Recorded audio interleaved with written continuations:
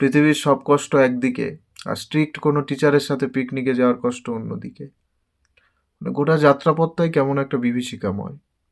তোমার প্রত্যেক মুহূর্তে মনে হবে তুমি নিশ্চয়ই গত জন্মে কোনো ভুল কাজ করেছিলে, এবং এই জন্মে তার প্রায়শ্চিত্ত স্বরূপ তোমাকে আবার পৃথিবীতে পাঠানো হয়েছে, এবং এই প্রায়শ্চিত্ত না করা অবধি তোমার মুক্তি নেই।